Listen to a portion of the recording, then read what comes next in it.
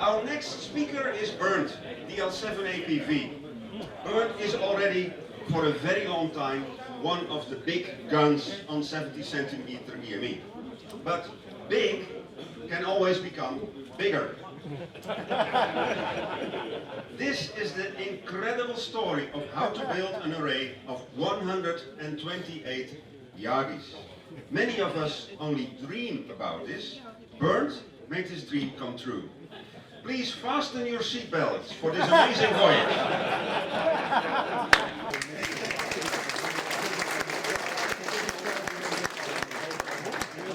Good morning. I think Jan was a little bit enthusiastic, but yeah.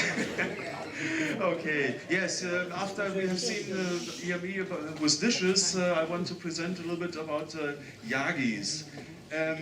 Yagis, of course, have some disadvantages. Oh no, this one. Because your dish, you have synchronization rotation, the losses on the feed lines are much smaller on the dishes because of the short lines between the feed and the preamp, of course. And the big advantage, of course, of dishes is you can use it for many bands.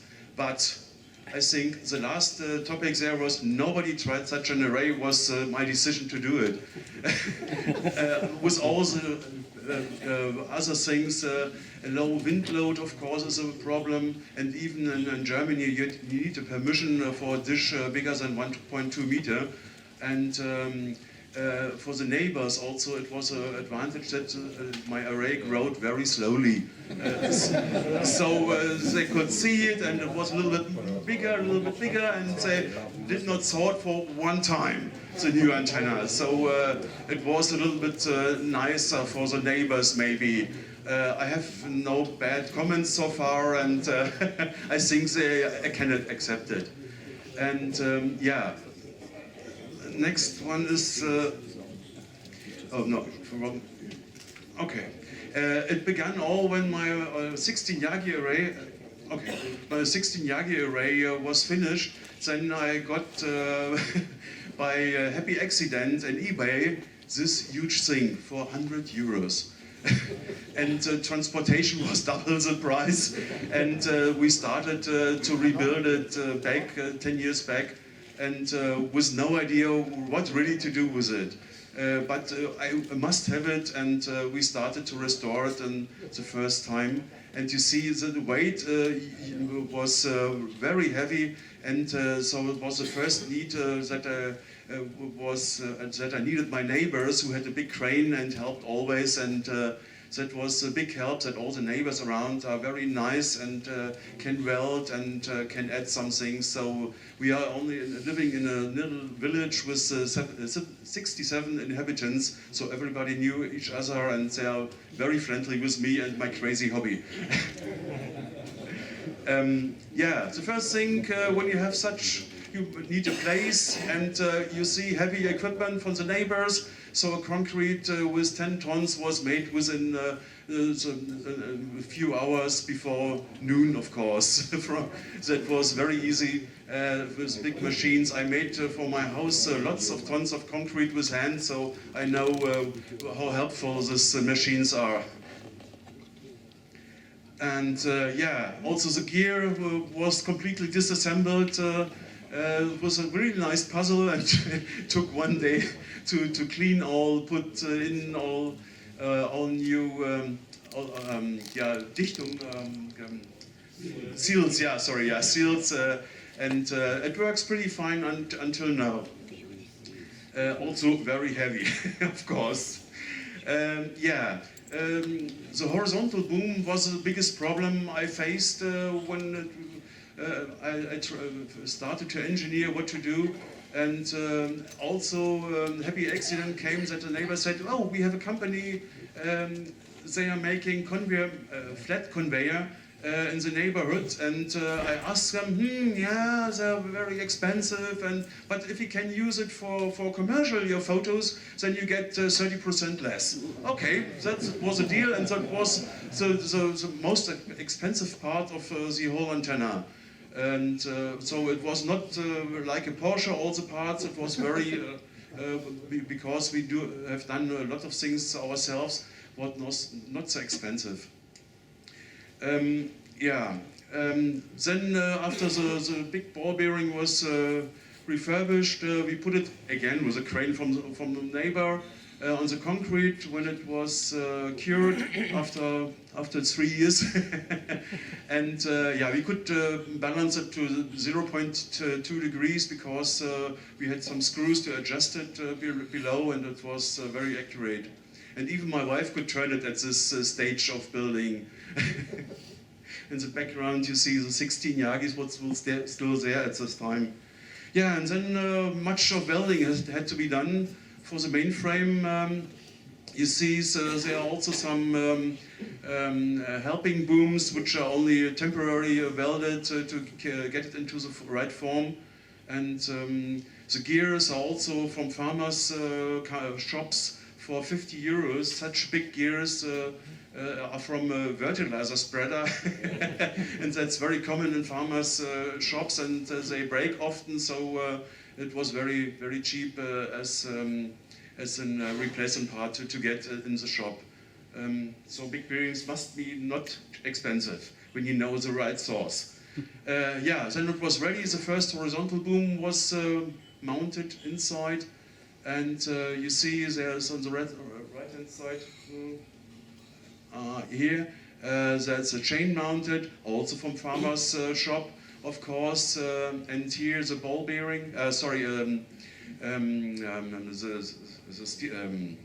chain here is made from stainless steel, of course, and it was made by 2 pounds of coffee by a training shop, and so I only had to deliver the sketch, and they made it for me with low money. And they were happy to do something for real, not only for training. Yeah, and you see the crane is still very old, from the GDR, still working. I think it's 50 years old now, but the neighbor can repair it every time, and it works very good. And it was one of the helpful things we had. And you see with the crane we put it on the mainframe, and next it was welded to here. And I'm very happy that my neighbor can very good weld. I can solder, but not welding. Yeah. We have 50,000 square meter. So the neighbors are on the left and the right are 100 meters away, so that keeps RFI a little bit lower than in other countries or in other cities or wherever. So that's very helpful. But even our own equipment makes noise, so I have more time to reduce the RF than to build antenna at the moment, because everything is making QRM. No. I have other ideas.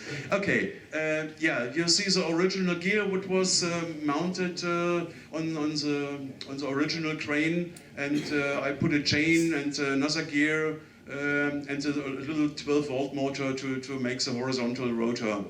On the right-hand side, you see the well-known US digital encoders I put here.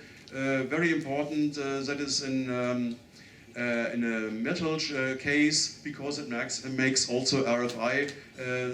These things are very precise, very good, but you have to put it in a metal can to avoid QRM to your own antenna, and of course a plastic box against weather protecting. Oops. Okay, and here we see the vertical rotor, the chain coming from the big one on top. Here it's a mechanical stabilization that the next gear doesn't have to fight with forces in the vertical direction, only on the axis the force. And here with winch motor, I think 50 euros from a Jeep. It's a winch motor, very easy for the cars. You can get it very cheap. and it will do the job 12 volts, 5 amps or something, very easy. And I bought 2 to have one replacement if this gave up here. And here we see a little bit of water protection, and here's a chain who rotates the vertical. Yeah, very important, by the way, to have the force of a chain on more teeth, that you have not the force on one teeth. So you need so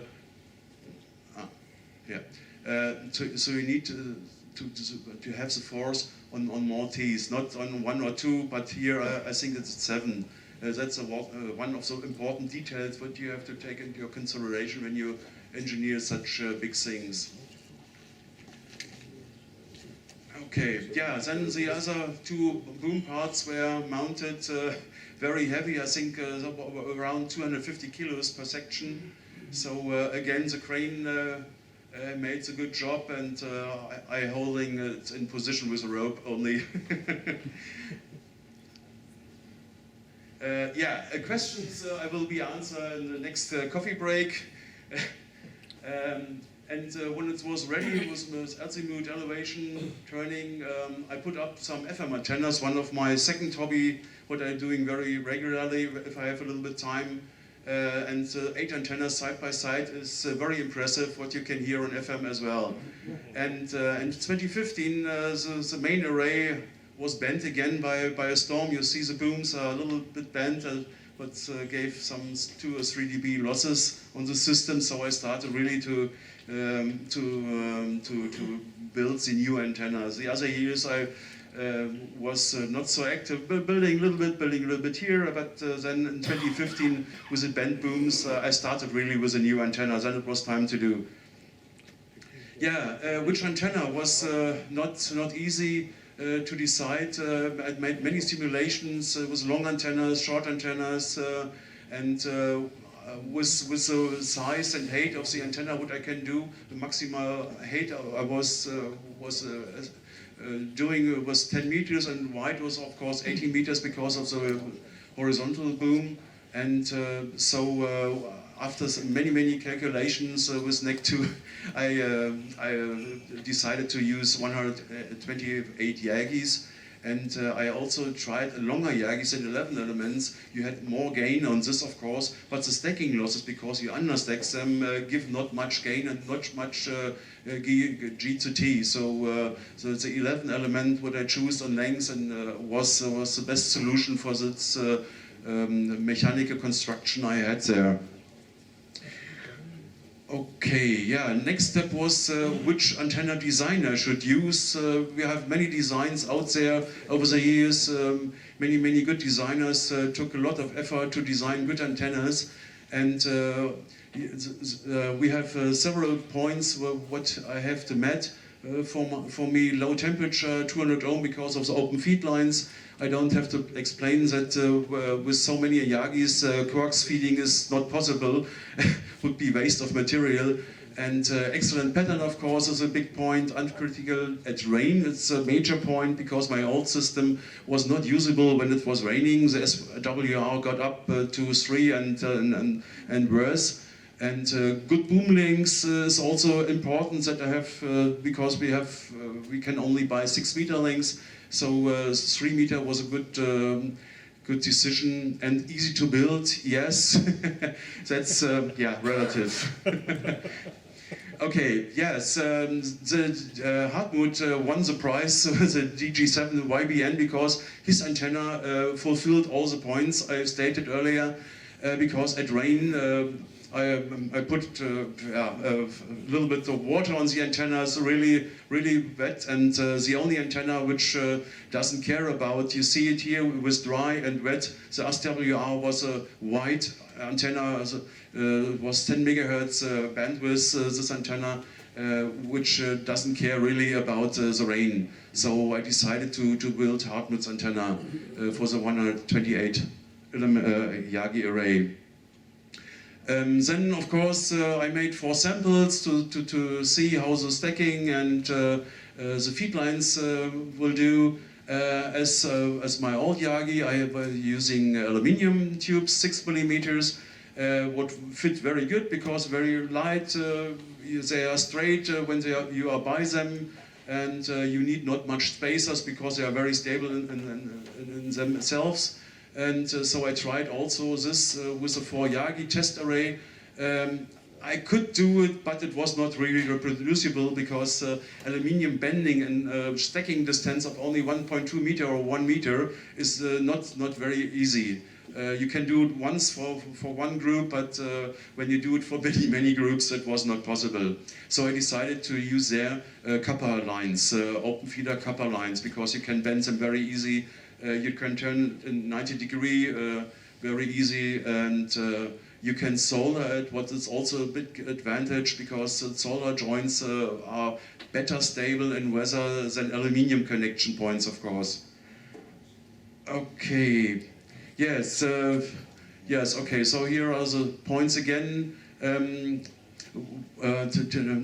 more Teflon or PTFE spacers on copper, that's a little disadvantage, but the losses are not so critical because open feed lines are very low loss, and 4 millimeter copper, which I use there, is nearly the same as the 6 millimeter aluminium because of the area around the Fläche, you know.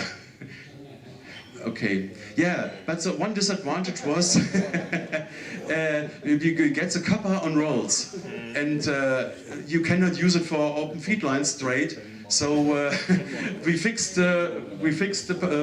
between 2 towers the copper, and we pulled it. It was 2 men, very heavy, and the rest of the copper line was very straight after this.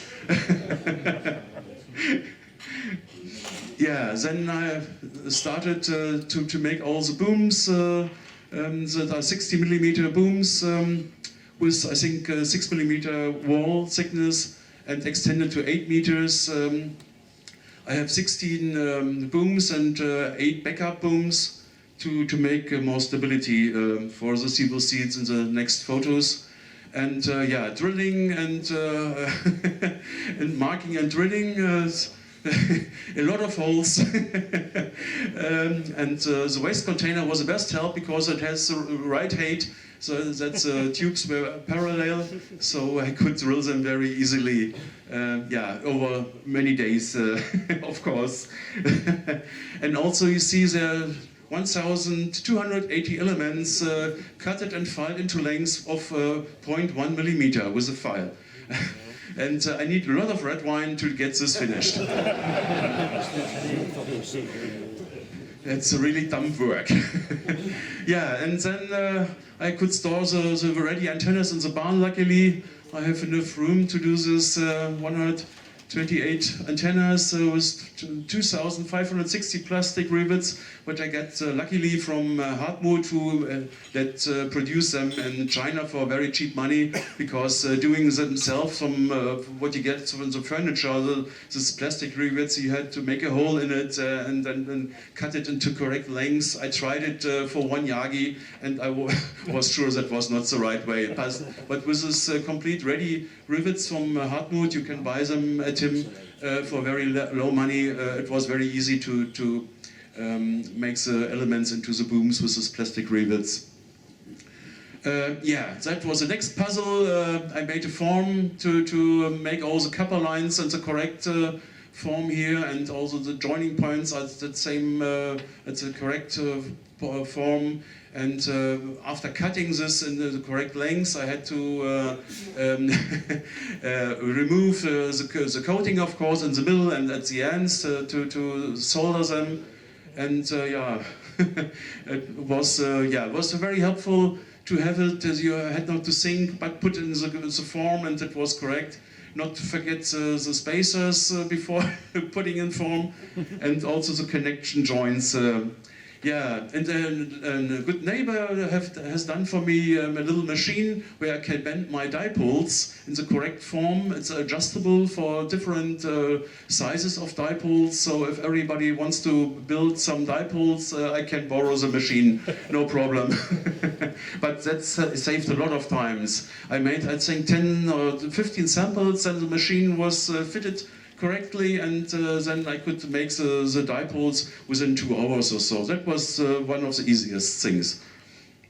Then the next work started to put all the yagis to the antenna. And here you see where I have a double boom, the 2 tubes. That gives extreme mechanical stabilization of the whole group, because I connected the boom from the antenna to 2 tubes, which avoids that they can turn within the wind, of course.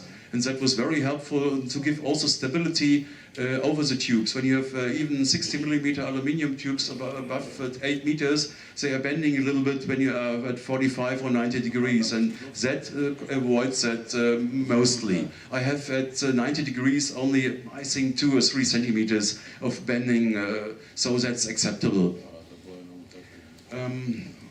Okay, yeah, I'm good on time, I think. Here you see a detail of the dipole construction. The holders are made from some plastic. I got, they are glued into, because, with a 2-component glue. That is very effective, it helps very good. And you see, I made some holes in the dipoles and could solder direct the copper feed lines into the dipoles.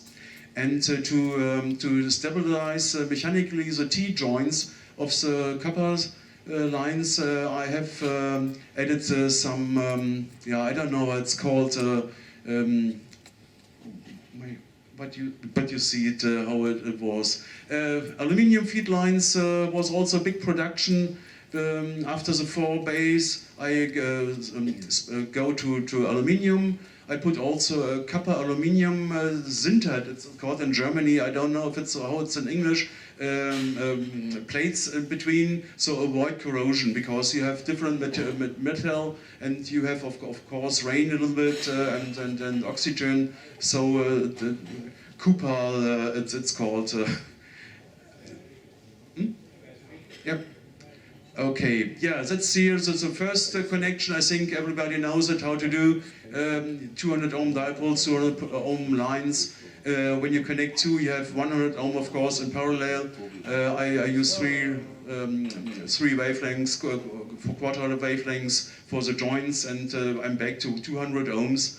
And that system was copied until I have only 2 lines with a 100 ohm to the balloon and to at the central feed point. But the others were a little bit longer, of course. Yes, and the open feed lines swinging in the wind, so I added also some support lines that, of course, with PTFE and little screw. I used mechanical stainless steel screw at this joint there, because I found out that open feed lines are very uncritical.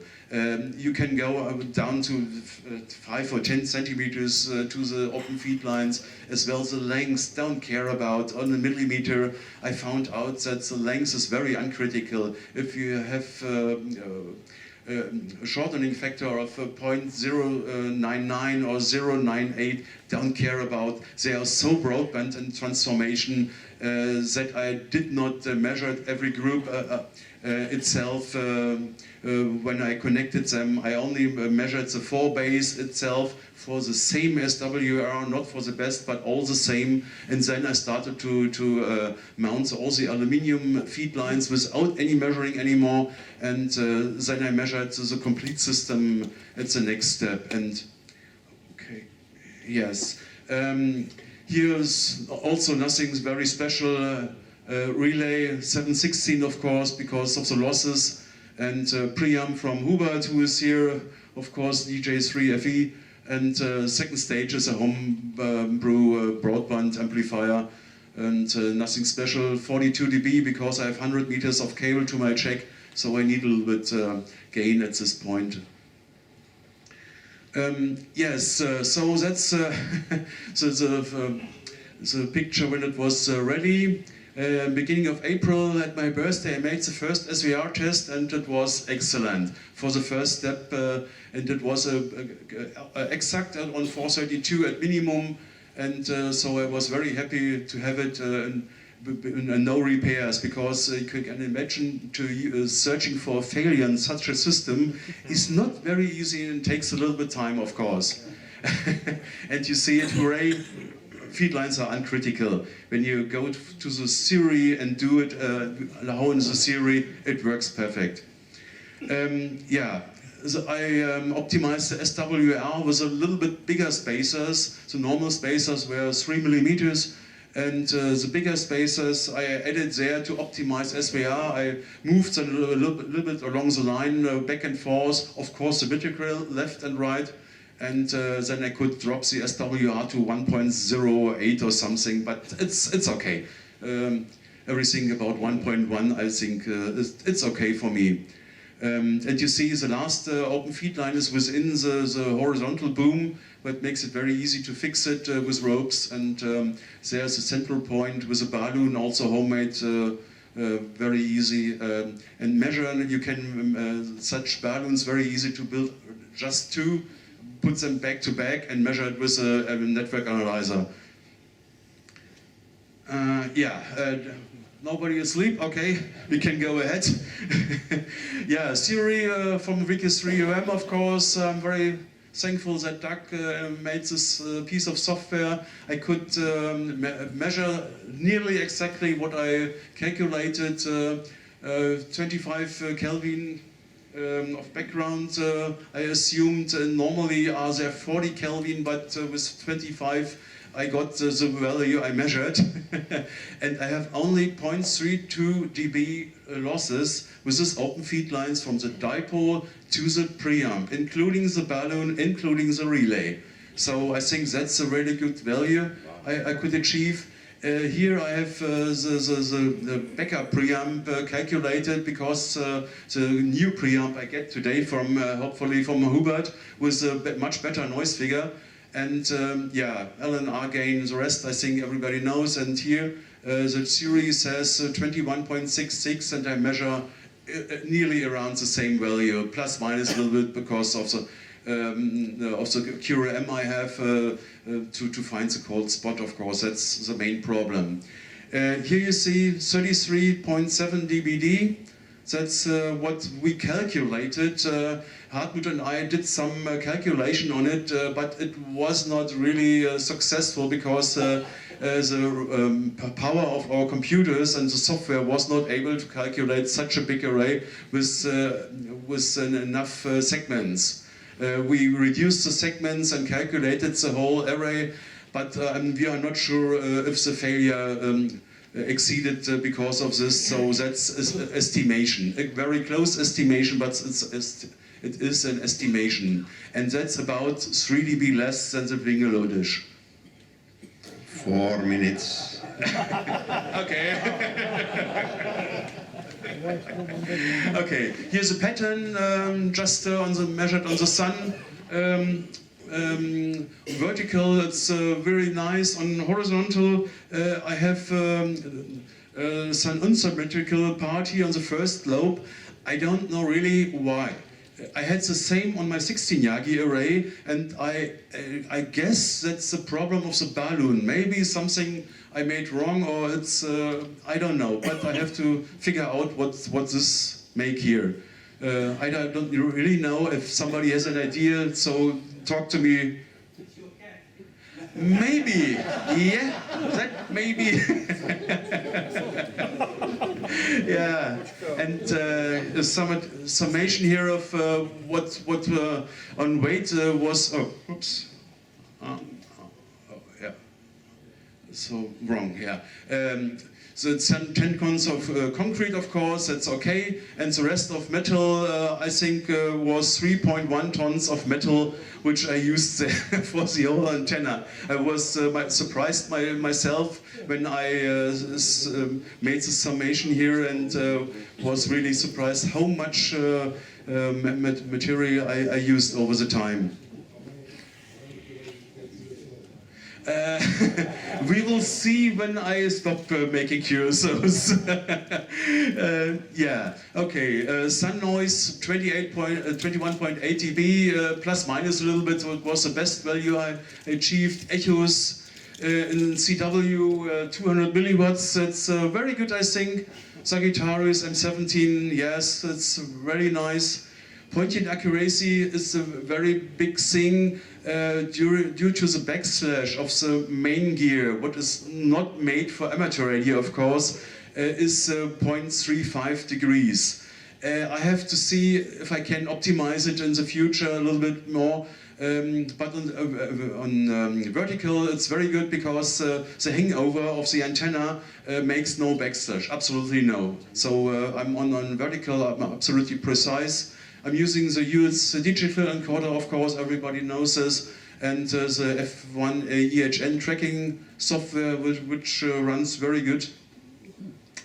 Yeah, and that was the second goal. And lately, just before the conference, with only 200 seconds record, I could see, not here as in Dwingelo, but I could see my first pulsar with the system, and was happy about it, much more happy than for the QSOs, because that's a real big thing to do some radio astronomy with such array. And I still make some 3-meter FMDX with it, and I can hear radio stations around 650 to 700 kilometers every day. So when they are on top on the hills or have good power, of course, that's that's also very funny. And I have, I think, 650, 700 transmitter I can hear every day when I have time, only with 0 conditions, of course. Okay. Yeah, lowest ERP so far, I think it was M0 ABA. With Tom, I made so many tests in the past, even with the old array.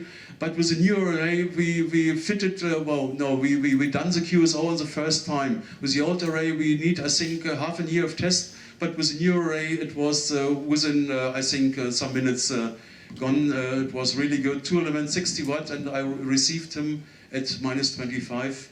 That was very good, and he also copied me with a dipole. Okay, that's about all.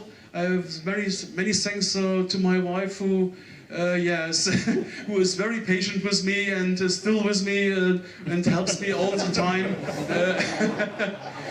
And so that's very nice, and also Hartmut for all the calculations and helpful ideas. And all the neighbors, and of course all the other OMs who helped me. Hubert is here, and the other OMs who helped to cutting elements and all the other stuff. So thanks. I'm in time now, nearly in time. No, almost.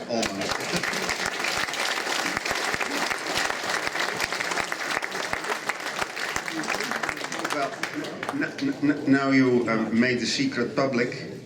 How to build such an array, so I guess many of us will build another one. Yeah, I can get tips and help.